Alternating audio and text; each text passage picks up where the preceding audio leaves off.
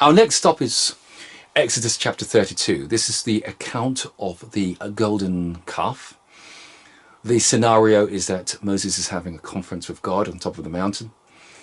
Children of Israel grow impatient that Moses has taken a long time. They decide to build a golden calf and hold a festival, not to the calf.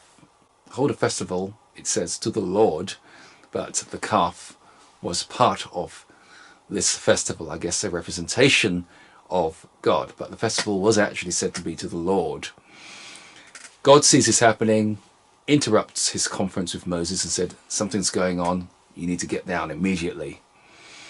Moses goes down the mountain with Joshua by his side, and they stop halfway and said, we hear a sound. It's not the sound of victory, it's not the sound of defeat, but it's the sound of singing.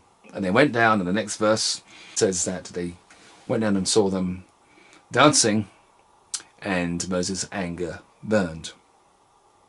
Very often this chapter is used by presenters in relation to genres of music like worship music, where they feel represents this kind of scene of music which is not distinguishable from the sound of the world, the noise of the world. But it's something interesting. The word used for singing is actually quite poetic. A lot of the Old Testament, the Hebrew, is actually poetic, where they actually use the same words. And the actual word used is anah, spelled A-N-A or A-N-A-H, Hebrew word anah. And its various meanings is to be occupied or to be busied with, to afflict, oppress, humble, to be bowed down, to put down, to become low, to be depressed, to be downcast, to be afflicted.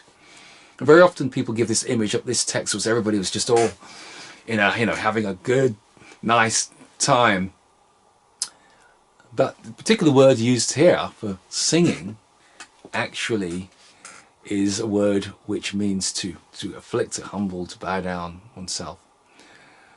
But of course there was also dancing as well, and dancing we know is used often in celebration. So what I find interesting about this text, the conclusion that I draw from it, is that a few chapters earlier we see that God has done something magnificent in the life of the Israelites by parting the Red Sea, and the reaction is to sing and to dance, something that God has done. The reaction is singing and dancing. In this case, they had to create the atmosphere. They had to make their own God, their own idol. And so what was happening is that the singing and the dancing here was something which was not based on something real, was something that endeavored to, as it were, bring God down, I guess, rather than experience God and react to God. This was more about, well, we don't really see any evidence of God, so to speak, so we have to sort of create the atmosphere artificially and superficially ourselves. That's one thing we need to be very mindful of in music making, that we know God first and the music making becomes a reaction to it, rather than trying to use the music to endeavor to bring God down or to bring the Spirit down or to create a particular atmosphere. And this is one example where you see people doing it back to front. So let the Lord lead us to do it the right way round.